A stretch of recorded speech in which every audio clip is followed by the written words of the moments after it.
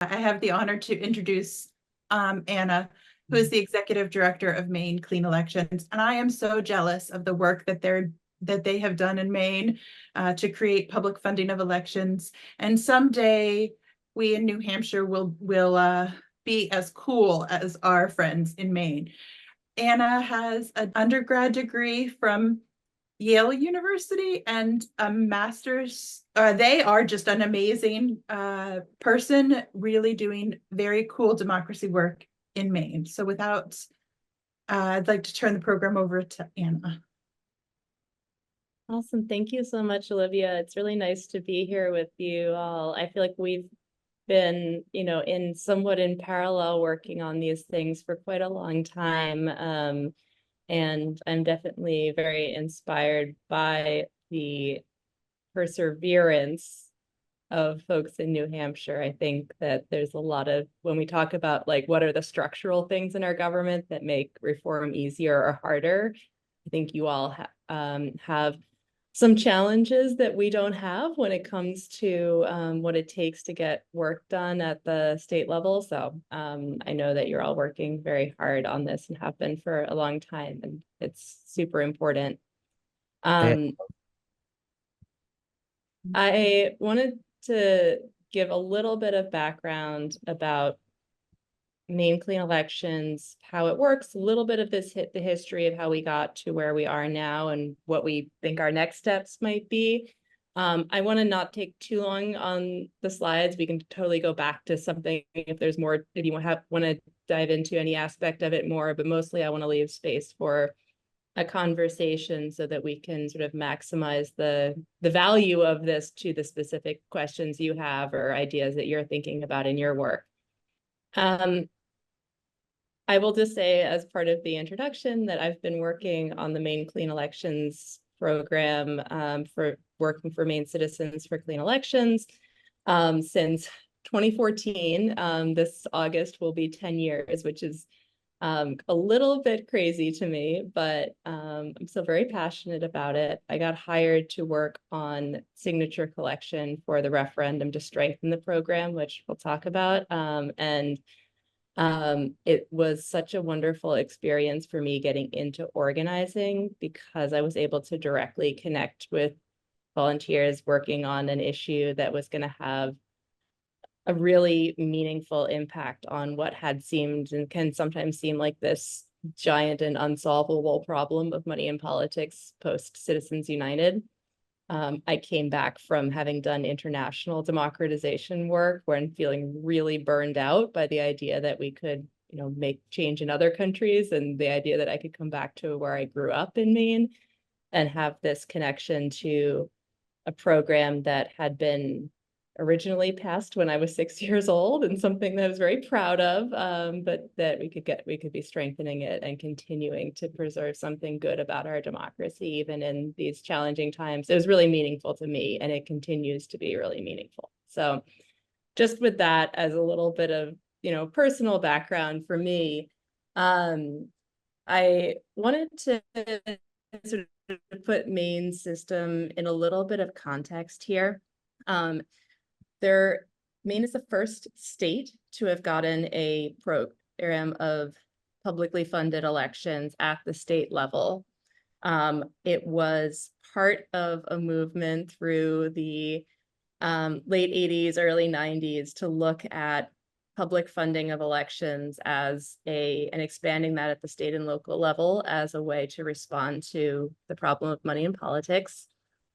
We looked at what had been done at the time in New York City, which was a real trailblazer, but wanted to try something a little bit different in Maine, where we have not just the idea that small donations might be matched as a way of providing the funding, but we have actually a direct program where you get a grant from the state and then you can't receive any other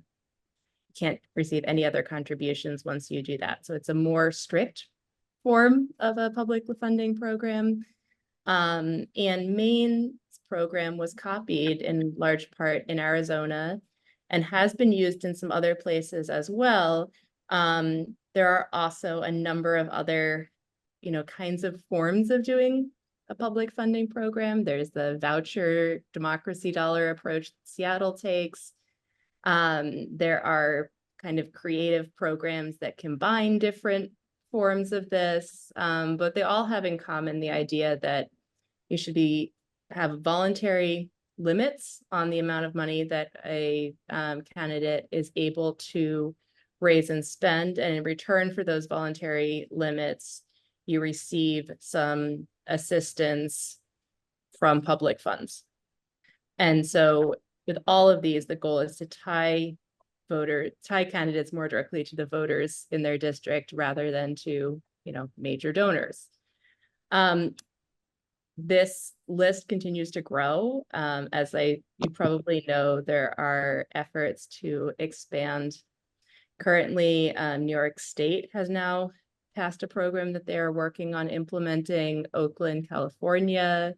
There are efforts for statewide programs currently in the works with bills in Hawaii and in Washington State, Oregon, looking to expand Minnesota's program. So there's a lot of energy around this in different spaces. And Portland, Maine instituted our own first clean elections program last year. And so it's possible, kind of big cities, big states, but also really, Portland only has about 70,000 people, and it's still possible at that level. So that's been a big, we think that's been really helpful as a thing to show. Can go to the next slide. So this is just a little quiz. If you click through here, it's just, what is Clean Elections? A voluntary system of public funding for candidates for the legislature and for governor. It's a program that enables people to run for office without personal wealth or high-powered connections. And then it's also a program that makes elected officials accountable to the people of Maine rather than wealthy contributors or special interests. And then, yes, it is in fact all of the above. We are really proud of all of these aspects and always looking for evidence to see whether it's working in these ways or not. Sorry, that was my rabbit trying to climb inside an air conditioner box and deciding at the last minute that was a really bad idea. If you heard that crash from my direction. You can go to the next slide. And so I think I wanted to emphasize that all of these different kinds of public funding, small donor programs have these goals, that it's not just about limiting the cost of elections, that's often one of the goals, but about trying to reduce corruption or the potential for corruption and expanding trust in our elections, but also trying to increase political equity. I mean, that's something that we don't often talk as much about because the Supreme Court won't let us use that as a framework for defending these programs. We have to talk about the importance of corruption, but really trying to make sure that all voters have an equal say is a big piece of our work. And then talking about who is able to run and who is able to win. That's where we can point to the greatest success of a lot of these programs, because it's easier to point to. Since we've had clean elections, we've had increasing representation of women, we've had increasing representation of racial minorities.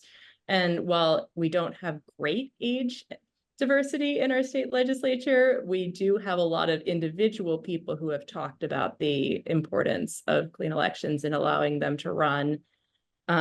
We often say that that's about half the picture. You also have to be able to afford to serve as well as being able to afford to run. So if we don't look at that side of the picture and making sure legislators are able to afford to be in office, we won't have truly representative state legislature. But clean elections has for sure made a difference in that regard. It's a little harder to prove the absence of corruption, but we do hear a lot of times that candidates have said that they have felt much better and more connected to their voters, and voters more connected to their legislators, knowing that they are only funded by their own members, voters in their district. You can go to the next slide. So clean elections was passed originally at the ballot in 1996. The first candidates that used it ran in 2000. It started with, in 2000, only about 30% of candidates used the program, but by 2002, that was over 60%. And at the height of the program in 2008, we had 85% of Maine sitting legislators had used clean elections to fund their races. That was really cross-partisan and very, very successful at that point. And so over that course of that decade, there had really been a strong sense that this is now the norm and how we do business. Then we had Citizens United, and then we had a follow-up decision that struck down a piece of Arizona's law. It used to be that you would, well, I'll get into how it works and I'll explain a little bit more, but it struck down a piece of the law that allowed candidates to get funds if they were being outspent by their opponent, to get additional funds. Without that, it became much harder for candidates to run.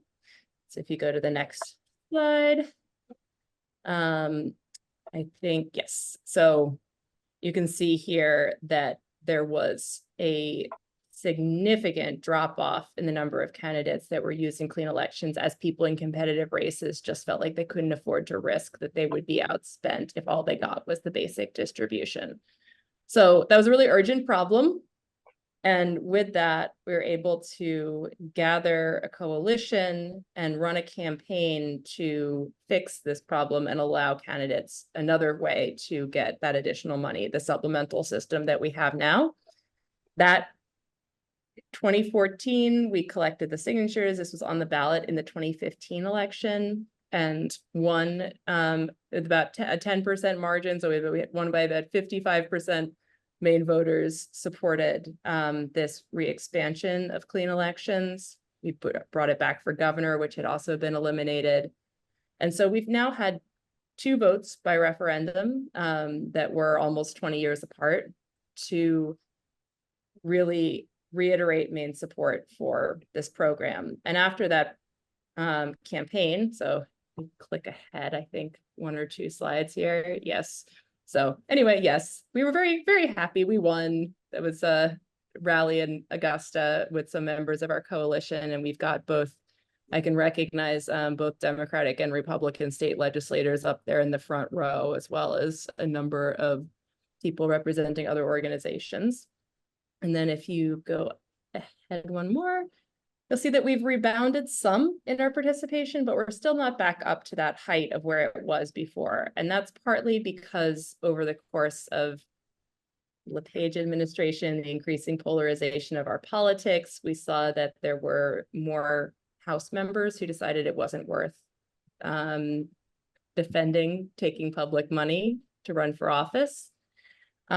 We saw fewer Republicans are using it, though still substantial numbers. It's still a majority of Senate Republicans and about 30 to 40% of House Republicans do use clean elections, but those used to be much stronger majorities. It's still very heavily used by Democrats, but we've seen some reforms that were meant to make it harder for legislators to have PACs, those kinds of things unevenly applied to clean elections candidates. There's been a few reasons we haven't gone back up to that height.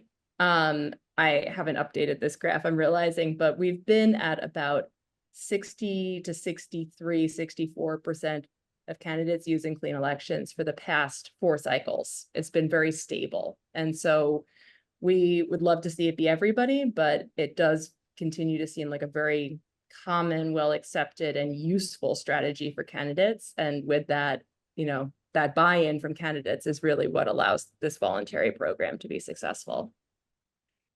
Let's go to the next slide. I just want to go through this really quickly here. So the steps of the program, and I'm happy to answer more questions, but I want to spend more time talking about the organizing and the strategy than about the mechanics. But the way the program works, you declare if you're going to be a clean elections candidate or a privately funded, quote, traditional candidate, you're running clean. You have a period from about, but I'm talking state legislature here for all of this, though we have it for governor as well. I will just add. you have a period where you can raise a small amount of what we call seed money. That is private donations, no more than $100 from individuals, but they can be not from your district. And you can raise up to $1,000 of seed money if you're running for the state house. And you can use that for some of your early campaign expenses while you're qualifying. Same time, you are collecting $5 qualifying contributions from voters in your district. You have a certain number of those you have to get, you turn those in. If you're certified, then you receive an amount of funding from the state that you can then spend through the rest of your primary or your general election. If you need more, you can keep collecting $5 qualifying contributions up to set thresholds and get additional funding. That's only dependent on what the candidate does and what the candidate needs. It's not tied at all to what the opponent is raising and spending, which is how it used to be. It's up to the candidate whether they choose to do some, none, all of that supplemental funding over the course of the campaign. But regardless, they are not allowed to raise any outside money, spend any of their own money once they're in the program and qualified. So that at that point, if they win or they lose, any money that they haven't spent at the end returns to the Clean Elections Fund.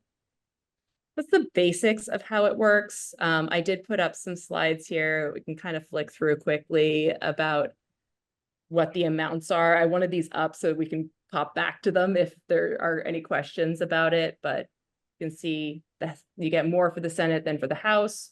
You have to collect more qualifying contributions for the Senate than for the House.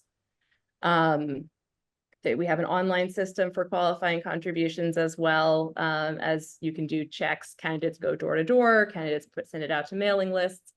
I ran for clean elections as a clean elections candidate for the state house in a primary in 2016. And getting those 60 contributions was actually really challenging. I had to really figure out who was in my district that would support me really early in my campaign. And so it was actually a great test of, is this somebody, excuse me, is this somebody who is putting in the work and has the support to run? You get amounts depending on whether you're in a primary that's contested, general election that's contested. Those amounts vary. If you don't spend all your seed money, the amount is reduced from your total amount.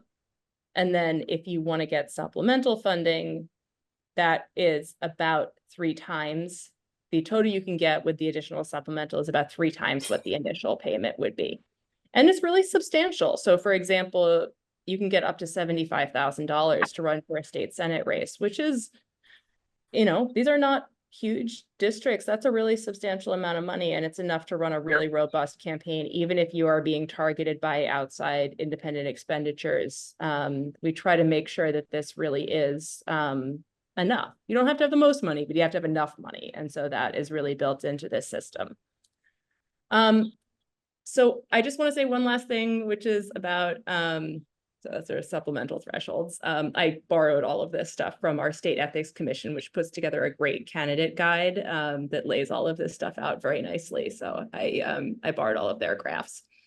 But the last thing I just want to say is sort of, where are we now? We've had to spend, since the 10 years or so since we've had this referendum to strengthen the program, we've had to fight for funding, especially under the LePage administration, who was not a fan of clean elections. We had to sue him once to get him to write a check. So we really had to do that. It's been much better recently, but we've also been looking at expansion. So we have a bill that we came very, very close to passing in the state legislature this past year that would have expanded the program to cover district attorney candidates at this county level. We'd love to see it cover district attorney, sheriff, and county commissioners. So we're going to come back for that next year. We got it all the way passed through both houses, bipartisan, off the appropriations table, and then the governor refused to sign anything that came off the appropriations table at the end of the session, regardless of what the bill was. So we feel like we have a very good shot coming back for that next year. And I'm really excited to get those sort of law enforcement and judicial, quasi-judicial positions covered under the system as well. It would be the first expansion. And then in a separate campaign, we passed a very similar program for the city of Portland that was passed by voters in the city referendum in 2023. And so then it was, no, 2022. And then it was used for the first time last year. And so now the second group of candidates are starting to use that in Portland as well. And that's a campaign that I led. It was very challenging in a lot of ways, not because voters didn't support it, they did all along, but because of the various hurdles of passing charter reform at the municipal level. So I had a crash course in that, and have now learned a lot. And it took about 4 years longer than we thought it would take for us to get that program up and running, but it is now, and we're seeing really strong usage by candidates. So I'll stop there, and I would love to know questions that you might have, anything that you're working on that I can talk about, any of the particular organizing strategies that went into these pieces. But that's the overview. And like I said, it's something that we're really proud of. It's not a silver bullet that it solves every problem, but it has been a really meaningful part of making our political culture be a bit better than it is in many places. Great. Thank you, Anna. And I love the stories about a waitress who said $5 made her a clean elections candidate, with the ability to raise $5 from her peers. And can you just talk a little bit about how is it a corruption tax that you were able to get to pay for it? Or yeah, so the payment is actually just, so there's a couple of parts that pay for it. It costs about $3 million a year. That's what comes from the general fund. When clean elections was originally passed in the 90s, that was supposed to be offset by administrative savings. It was a big period of trying to shrink state government and find administrative savings. So that was the argument that that's what would fund it. When we had our second referendum, we pinned it to the closing of a tax loophole. There's a lot of tax expenditure programs that have no proven return on investment. And so at the time, the State Office of Program Efficiency and Government Accountability was looking through these programs and issuing reports on them. And we said, great, let's pin our clean elections funding to that. In both cases, it was always like we're identifying something that would offset the funding rather than requiring it to be funded that way. It's hard to bind a future legislature to the funding. And so we made sure that it was just $3 million of general fund expenditure goes into the Clean Elections Fund every year. It builds up. You spend it down in campaign cycles. You spend it down even more in a governor cycle, and then it builds up in between. There are a couple other sources of funding. There's a checkoff for $3 on the Maine tax form. There's some fines and penalties that go into the fund, and the $5 contributions themselves do. But that is a small percentage of the total fund. And so as we're, especially to you all, I want to be like very frank about like, it costs real money, and it's not a huge amount of money in a state budget. And we think it's very much worth the investment, but that we try to argue about the value that it provides for that money, rather than try to argue that it's not actually costing money because we found some magic way to offset it. Just because we found that following through on that has been really challenging. And so it can be a useful campaign tactic, but not if we don't have the mandate for, for people to feel like it's valuable. And I think the most important part of all of this in our keeping clean elections in some ways, half of it is that we've run these referendums, so we know there's popular support, but that the legislators have bought into it. Even the people who have no sort of philosophical underpinning of thinking this is a good idea, they might not even vote for it if it was going to be proposed from scratch, but they use it because it's useful to them. And so that's the thing where I'm always trying to figure out how can we get, like, not even legislators talking to legislators. Sometimes it's like the Senate caucus director talking to the caucus director and being like, no, this is really helpful. This is all this money that the candidates can raise without needing to touch your, major donors you might want to raise party money from or whatever. Like, it's that kind of dirty co-opting of it that is like not why we do this, but it is a big part of what's made it be sustainable and then kept the political will to keep it funded over all these years. Right. Hey, I see. Olivia, I really appreciate the opportunity to be with you. And Anna, thank you for all your good work. I'm John Cox. I'm out in California where special interests basically control this whole state. And it's just horrendous. And you don't have as bad a problem in New Hampshire and Maine because your legislative districts are relatively small. Out here, we have 1 million people in a state Senate district, bigger than a congressional district. And I applaud the opportunity to get clean elections everywhere. And it's just horrendous. And I think it's one of the things that really has turned off the public. They don't participate in politics anymore when it's all about mass media and advertising and social media. It's just been multiplied. I just wanted to apprise the group of something I'm working on and get your feedback on it. The congressional districts are a real problem. You have how many in Maine? 1 or 2? We got 2.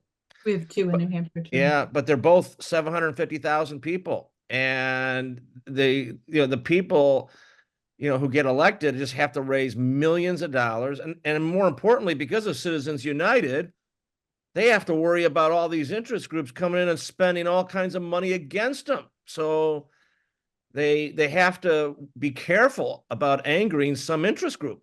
And it's just no way to run a country. So one of the things that I'm working on for the U.S. Congress, which would impact you in Maine as well as New Hampshire, is to subdivide congressional districts into 100 little tiny districts. So each one would be only 7,500 people. And each of those little tiny districts would elect a representative. Those 100 people would gather to then select one of their group to go to Washington as the congressman. The other 99 would stay home.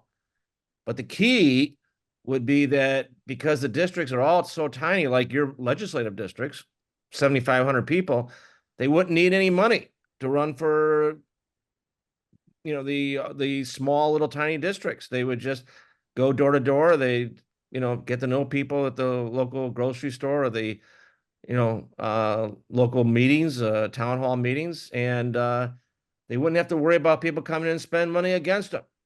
So if you're interested in this, you could check our website. It's hearthepeople.org. We call it Hear the People. So if you can do that, if anybody has any comments about what they think of this idea, we desperately need it in this country because our elections are just bought and paid for by these interest groups on both sides. It's right and left. It's not just, the right. It's right and left. And we've got to get back to getting people who will run for these offices.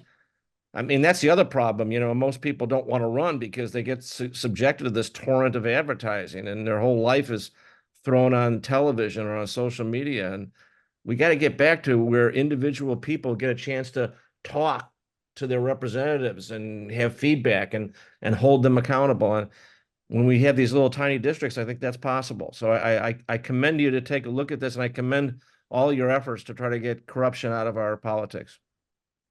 Thanks, It's John. really interesting idea. I definitely will look into it. We've looked at Please do. bits of the, ideas around having more congressional districts. I know Danielle Allen is pushing that. Yes. We've looked into some of the ideas around multi-member districts or proportional Yeah, but representation. let's face it though, But- Anna, if you make it 1,000 congressional districts, which by the way would mean you need more office buildings and a bigger capital, but that's another story. Even 1,000 congressional districts, each district's only is still 330,000 people. That's still a whole heck of a lot of people, and you're going to need millions of dollars. It just doesn't seem likely that getting more congressmen is going to actually solve the problem. You're still going to have huge districts because we just have grown in population. Yeah, one thing that I think is really interesting is that and I think Kath has put this in the chat as well, is that it does still take money to run even for small districts. And I think that we should, and that's part of the reason why, even in a world where we didn't have Citizens United, we didn't have Buckley Vallejo and these Supreme Court decisions that mean that we can't put, under the current constitutional framework, we can't put limits on the amount of spending, which, you know, I think is what we should be able to do. Even in a world where we could put limits on it, I think we would still be arguing for some form of public funding or small donor work that would allow people to run, because even in small districts, it does take money to do the outreach that we want candidates to do, which is not, you know, not every voter is somebody that, even a candidate who's trying to knock the doors of every voter is going to be able to reach everybody that way. Not everybody can, it's like how not everyone can manage to get in person to a town meeting. I think so we find that even when we're trying to do all of the right things in small districts, there's still really a need for the money. And then to Kat's point, it's who is able to serve and are they able to afford to do it well also involves money in terms of who's there professionally. So I think but this is such a great example of how all these reforms do tie into each other. And so that's part of the reason why Maine Citizens for Clean Elections, we joined with our state League of Women Voters, and we've made this conglomeration of Democracy Maine, where we work on money in politics, voting rights, and structure reform, because we felt like these are all parts of that same picture. And so there's a really important way to get at it. I guess my response, Anna, would be that a public financing scheme certainly works maybe in Maine or New Hampshire and maybe some other small states, Vermont. The trouble is, think about that in terms of California. If you had public financing you had districts of 500,000 people and 1 million people, yes, you would get public financing and you'd get a boatload of money. The trouble is the interest groups would still be able to spend their money against you. And you still have the problem where the campaign's all about multimedia ads and television and mass media and social media, unaccountable social media, by the way, for the most part, right? Unaccountable social media. And the individual voters feel like they would still feel, even with public financing, they would still feel like they were out of the picture. The beauty of the small, tiny little districts, the sub districts, is that every election is really tiny, and people could feel like they still have some impact, and it's not just inundated with advertising. I think the inundation of the mass media is really a major problem for the whole system. Yeah, and John, thank you for that. And I'm excited you're passionate about your democracy idea. And I think the thing that's really awesome about public funding is that it's this tried and true system. I mean, it's been working in Maine for 28 years. And you've seen it sort of counteract that corruption. And even in the 40 plus jurisdictions that it has, the public funding is operating.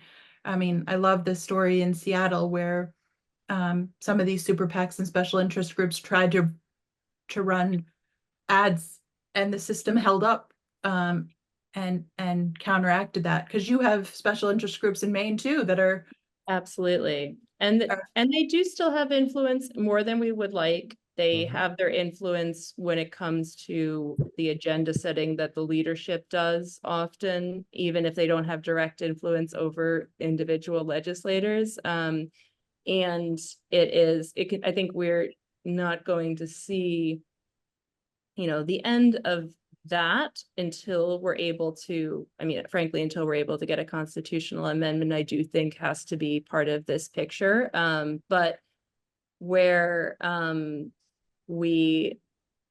also, you know, very interested in seeing what does it look like if, for example, we've seen some large cities successfully use programs that involve small donor matches. It's a little bit different, but that they have been able to see increasing participation under that.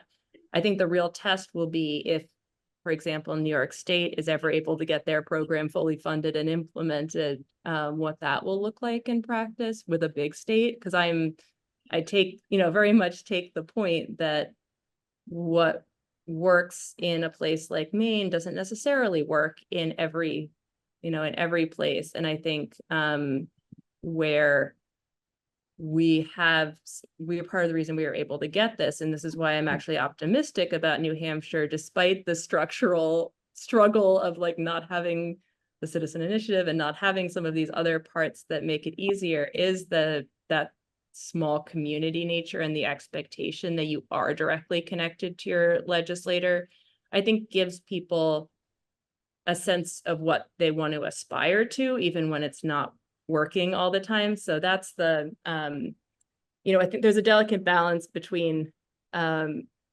believing things are so broken that you're super motivated to fix them, but also believing that something is possible, and that it's not just politicians are innately corrupt, we'll never fix this. This is all useless to even try, which we run into. And so there's definitely a really interesting, part of the reason, again, that I like working on this is because we're trying to offer a piece of the picture of what the world we would like to see looks like, not only a way to try to stop what we don't like, but try to build what we do like.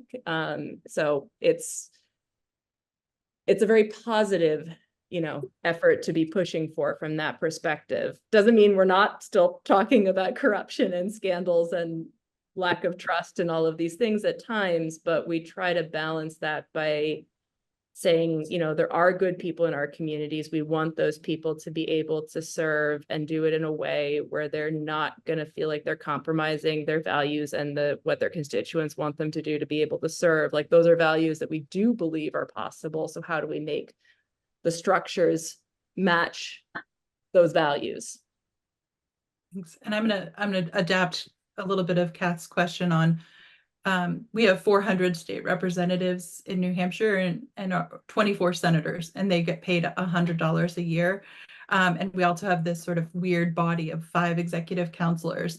And this time our bill was going to start with that sort of smaller chunk of offices. But I know in 1996, you sort of went in for everyone, governor and all House and Senate candidates. But can you just explain how many senators and reps you have, and how they're paid?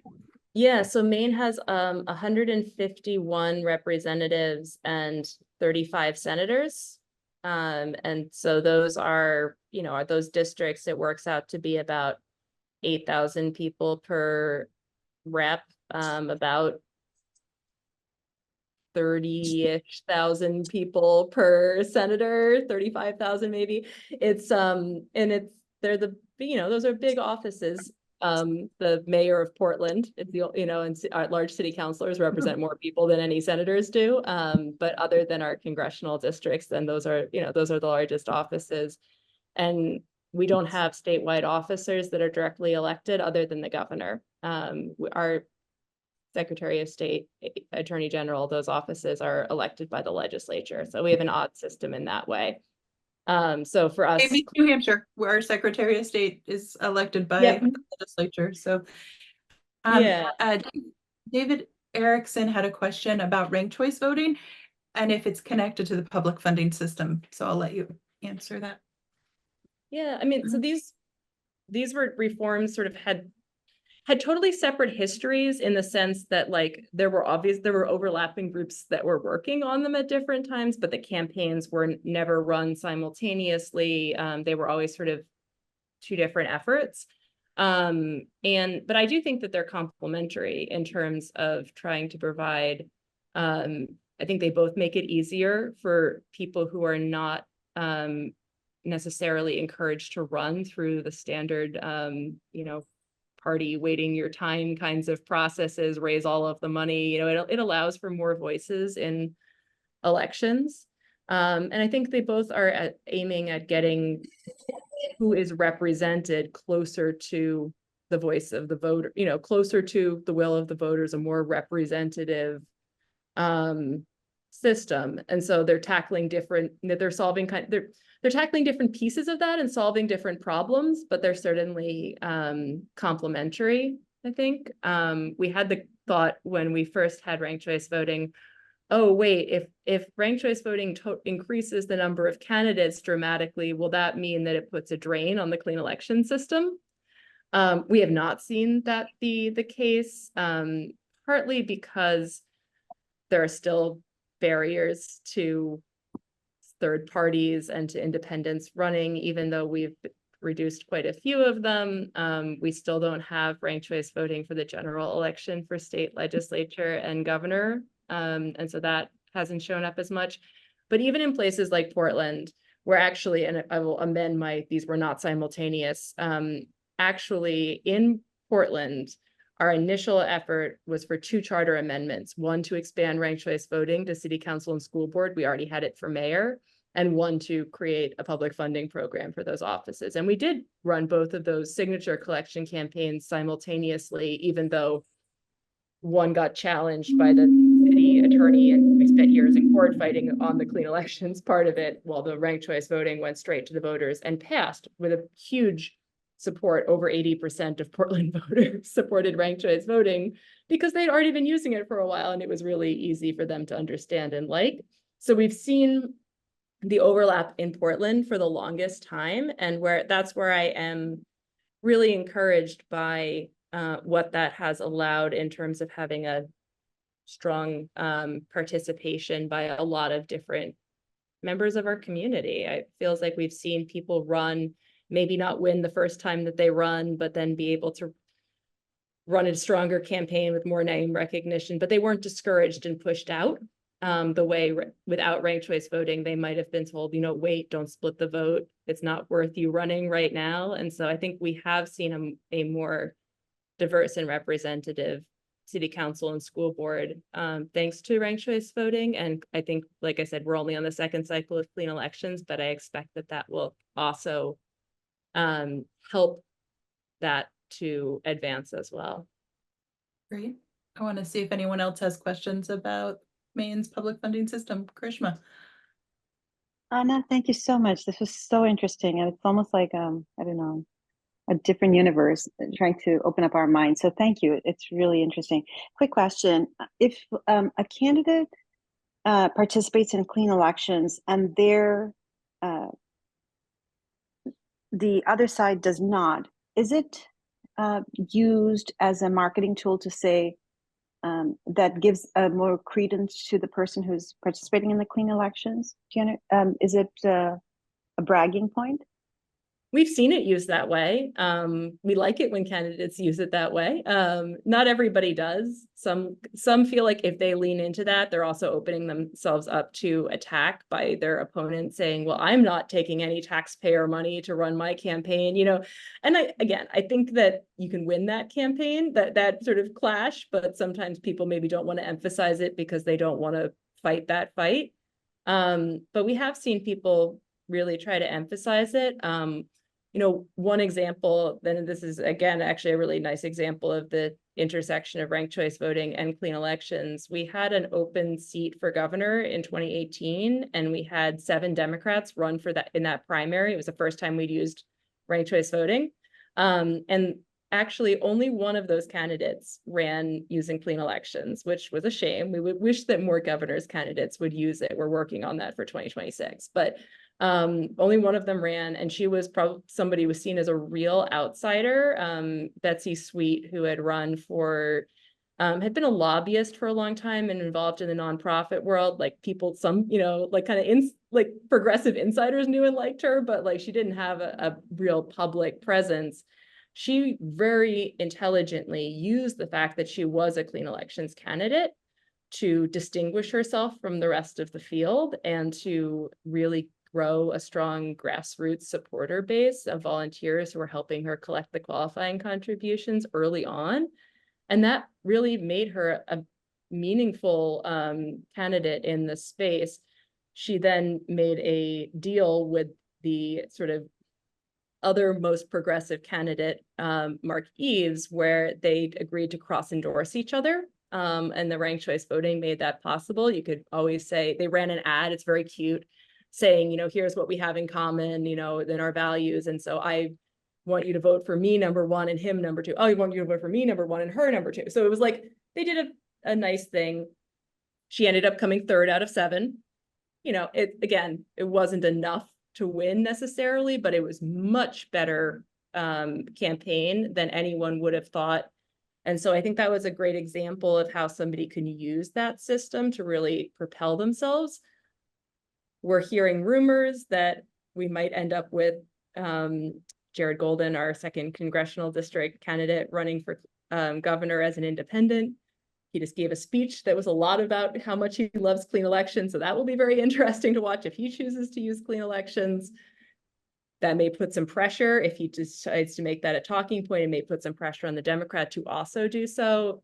So we're always kind of watching those dynamics. And it's funny because like we can talk about the value of the program and how it could be a great selling point to voters, but unless the sort of political operatives view it that way, it's hard for us to make that case. And so we've had great buy-in of like the political operatives when it comes to the state legislative level. And when it comes to governor, like there's been more hesitation that it seems like risky. It's not the usual playbook.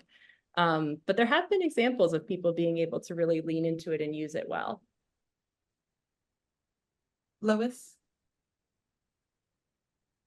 Thank you. And thank you, Anna, for, being a hero of the cause. It's a tough one. I was thinking of how to convince an extremely skeptical group of legislators that they are not risking their positions if they take a chance on clean election funding.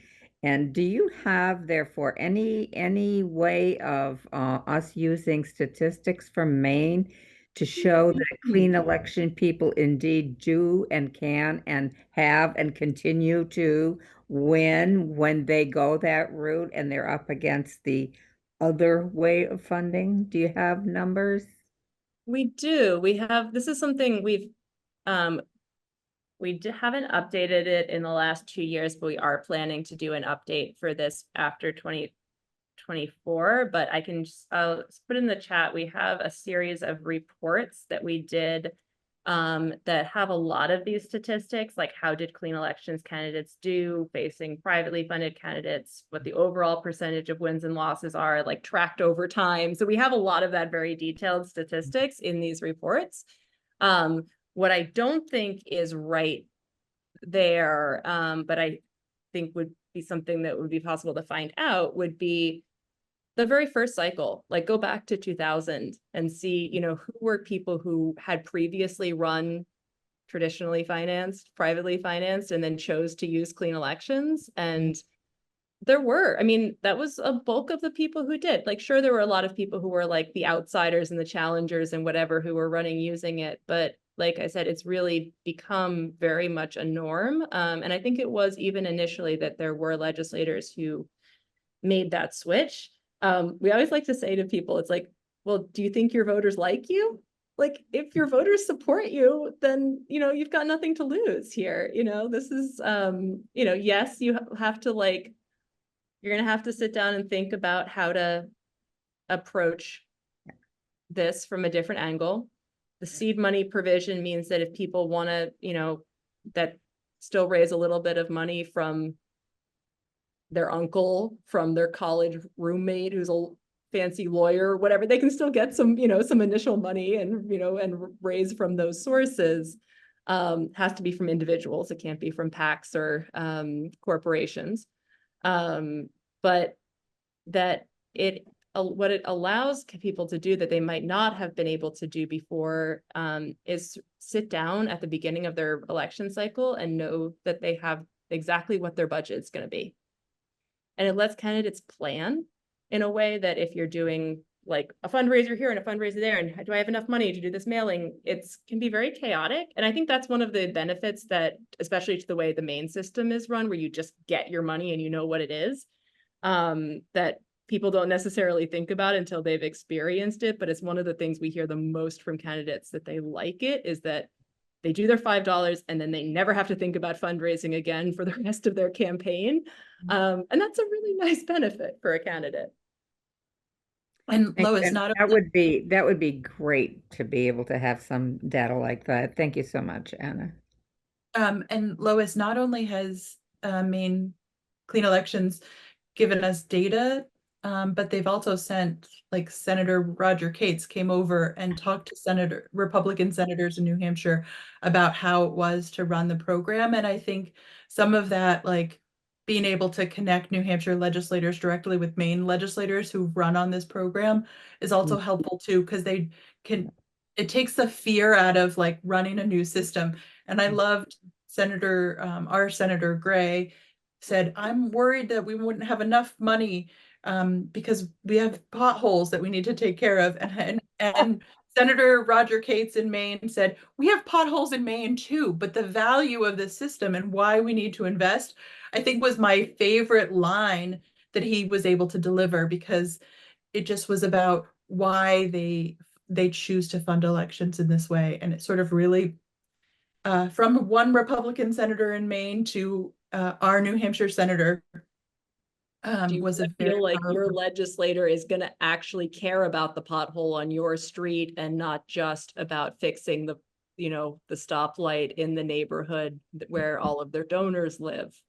Like, I feel like there's the flip, you know, the flip side of all of that. And you know, the smaller that the budget is that you're arguing for money within, the harder this gets, because the more it feels like you're fighting for a slice of a very small pie. This is something we've been encountering in Portland. Like, it is a really tough budget environment at the municipal level. And so like, it can be hard to justify, but even within that space, like it's ensuring that that's amount of money is getting spent more in line with what people actually want. And so that is the benefit that you're getting out of it. And there's, you know, it's hard to put into, you know, dollars and cents. I would love to see more of that kind of research done. There's been some research done at the federal level about how like voters' preferences don't actually align with the choices that are made with by legislators, unless those also happen to align with the interests of wealthy people.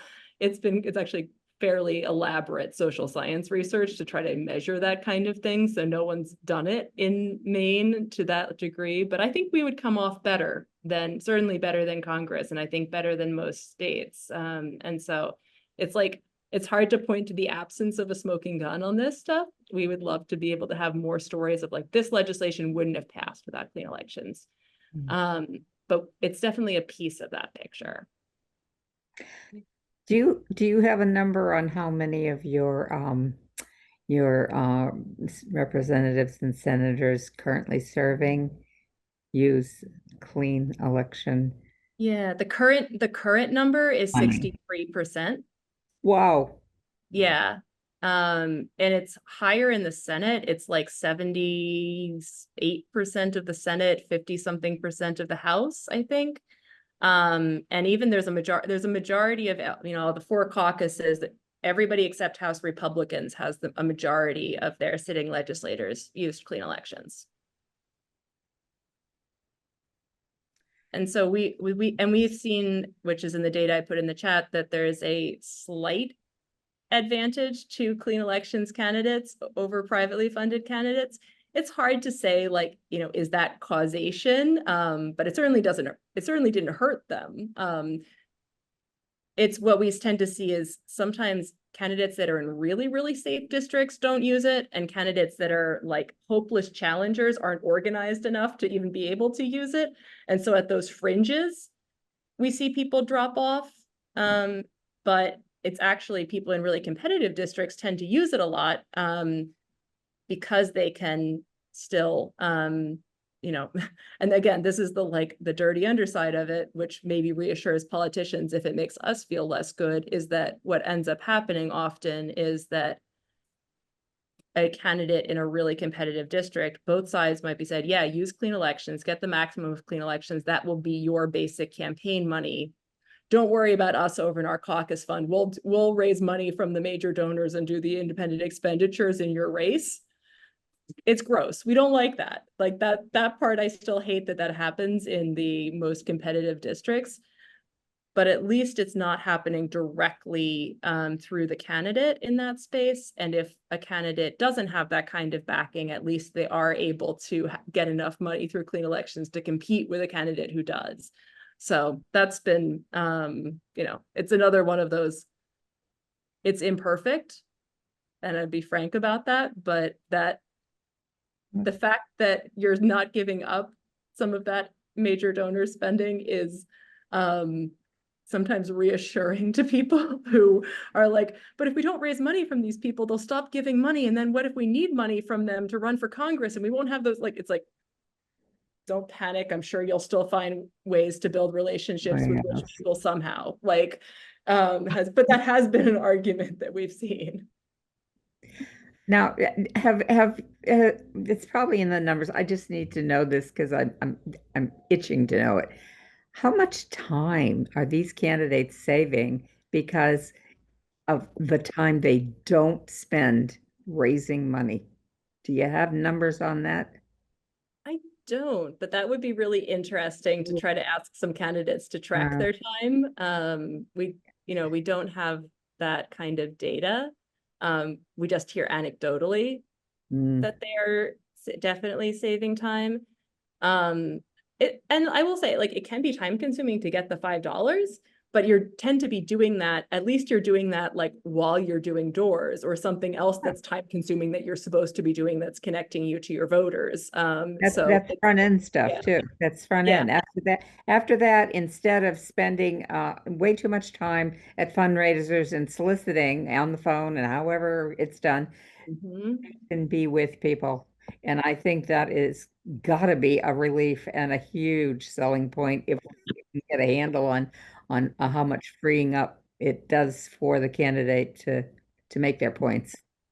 Yeah, I mean, this is the work that I'm sure that you're doing anyway, but having those conversations with your legislators about what it's like for them to raise money and like starting out like with somebody you haven't talked to before about what their experience actually has been, then you can tailor your approach to them specifically because different people are gonna, have everyone has their own nuance. It's the funny thing about campaign finance stuff is that, every legislator, by the very fact of having won an election, thinks they're an expert in campaign finance. And so whatever their experience is clearly universal and gonna matter to, be what decides everybody else's experience too. So we have to be good at tailoring our arguments to the situations of particular legislators, as well as trying to have the broad-based values messaging for everybody at large. But I think it's starting those conversations because so many of the legislators don't like fundraising, and to sort of say that this is an alternative system that could save them time in fundraising is important. But Anna, our hour just flew by. I want to thank you so much for being with us to give us words of wisdom about how your public funding system is working and answer questions about organizing strategies for us. So thank you so much. Yeah, absolutely. And I'm always happy to be in touch to try to connect, peer-to-peer stuff with folks from Maine, if whether that's a union that wants to hear from Maine unions about why this isn't a terrible idea or, any of that kind of stuff. We're always happy to try to, not that we always succeed, but we're always happy to at least try to make those sort of pairings happen to make it easier for people to see it in reality. But I know you're going to get there eventually. Sometimes it takes the long grind to lay all of the groundwork, and then you'll get the opportunity and it'll come together. Great. And as Doug said in the chat, thank you for your passion and energy. So we appreciate it. Well, I hope you all stay cool, go jump in a lake or the ocean over the next couple of days. And thank you all very much for your time tonight and your work. Thank you so much. Thank you.